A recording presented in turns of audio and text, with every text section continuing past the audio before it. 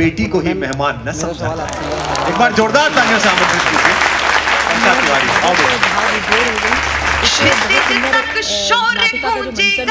भरत मिलाप वैसे भी ये प्रसंग सदैव से भावुक करता है और कुशलता के साथ यहाँ प्रस्तुत किया गया। मैं बहुत भावुक हूँ। मैं बहुत अभिभूत ये सोच के बहुत कम ऐसे कार्यक्रमों में जाना होता है। मैंने तमाम किए हैं, लेकिन बहुत कम ऐसे कार्यक्रमों में जाना होता है जहाँ इस प्रकार के मंचन और उसके बाद जो कविता उतने और उससे दुगने उत्साह के साथ सुनते हो, ऐसा बहुत कम होता है। और ये हजारीबाग के विचार हैं और हजारीबाग में रामलीला और उसमें कविता तिवारी आई हैं, इसकी अनुगूंज बहुत दूर तक हजारीबाग के लोगों ने पहुंचाई है। मैं बहुत आभार व्यक्त करती हूँ।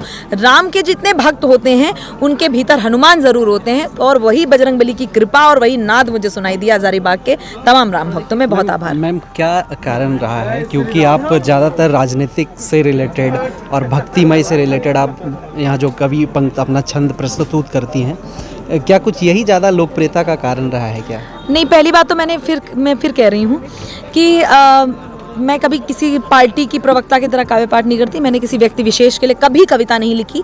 मेरे पास बहुत सारे प्रलोभन भी रहे हैं। स्लोगन लिखने पे बहुत सारी धनराशि मुझे देने का प्रलोभन भी मिल चुका है। लेकिन चूंकि मुझे ऐसा लगता है कि मुझे साहित्य रचने के लिए नायकों की कमी नहीं है। खासकर इस देश में जो रामकृष्ण का देश है और शहीदों का ये देश है, तो वहाँ पर मुझे किसी नेता विशेष पे लिखना पड़े तो मुझे लगेगा कि लेखनी कहीं ना कहीं संकुचित हो जाएगी। तो मैं राजनीति पर ऐसा कुछ नहीं लिखती। लेकिन हाँ, यदि राजनीति पथभ्रष्ट हो रही हो तो साहित्यकार का सदैव धर्म बनता है कि उसका मार्गदर्शन करती रहे। तो मैं वही काम कर रही हूँ कि यदि राजनीति में कुछ ऐसे लोग हैं जो धर्म और संस्कृति के विरुद्ध काम करते हैं, तो इस मंच का और तमाम संस्कृति के मंचों का ये उद्देश्य होना चाहिए कि उन्हें सही राह दिखाए। बस यही काम मैं अपनी कविताओं से कर रही हूँ। मैम, एक और सवाल, हजारीबाग का रामनवमी इंटरनेशनल फेमस है। इस रामनवमी को लेकर के आप क्या सोचती हैं? मैंने बहुत बार सुना था इस राम उत्सव के लिए, और हजारीबाग का ये जो बहुत विश्व प्रसिद्ध रामलीला का मंचन अभी जो हुआ, उसके बारे में मैंने सुना बहुत था। लेकिन मैंने पहले भी बताया, मैंने कल्पना ही नहीं की थी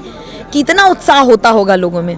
और मैं जैसे ही रांची एयरपोर्ट पे उतरी हूँ तो जो भगवा ध्वज मुझे दिखाई दिए, मैं अभिभूत हो गई कि ये जब तक ये संस्कृति एक भी भगवा उठाने वाला इस धरती पर है, तब तक सनातन संस्कृति जीवित रहेगी। कोई भी किसी में इतनी हिम्मत नहीं है कि उसे तार तार कर सके। तो मैं बहुत आभार व्यक्त करती हूँ झारखंड का और हजारीबाग के तमाम राम भक्त लोगों का। अंत में क्या कहना चाहेंगे पूरे तमाम देशवासियों को रामनवमी की शुभ अवसर? रामनवमी की शुभकामनाएं देते समय मैं बस इतना कहना चाहूँगी कि मर्यादा पुरुषोत्तम भगवान श्री राम को उनका भजन तो करें, लेकिन अपने चरित्र में उतारने का प्रयास करें। जो राजनीति राम के नाम पर की जाती है या राम के नाम पर जो सत्ता तक पहुँचे हैं, उन्हें भी अपने भीतर राम का स्वरूप मानना चाहिए और राम के चरित्र पर चलना चाहिए। और राम चरित्र के जितने भी पात्र हैं, कोई ना कोई वो संदेश दे रहे हैं, चाहे वो आदर्श भाई का हो, चाहे वो आदर्श पत्नी का हो, चाहे वो आदर्श राजा का हो, चाहे वो आदर्श पिता का हो, चाहे वो आदर्श सखा का हो।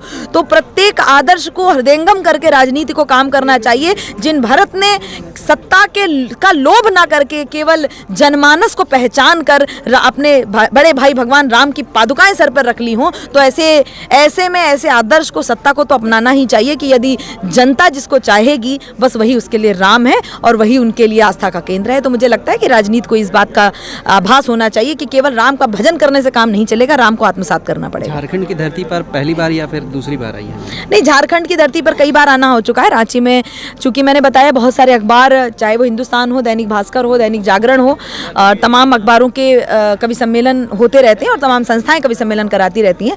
कवि सम्मेलनों में आना बहुत बार हुआ है, लेकिन इस प्रकार के आयोजन में आना पहली बार हुआ मेरा। और एकल काव्य पाठ भी मैंने दुनिया में बहुत बार किया है, लेकिन जो प्रतिक्रिया मुझे आज हजारीबाग में जो महसूस हुई, जो ऊर्जा मुझे महसूस हुई, वो अन्यत्र दुर्लभ है। मैं बहुत आभार व्यक्त करती हूँ। बहुत बहुत धन्यवाद मैम, थैंक यू।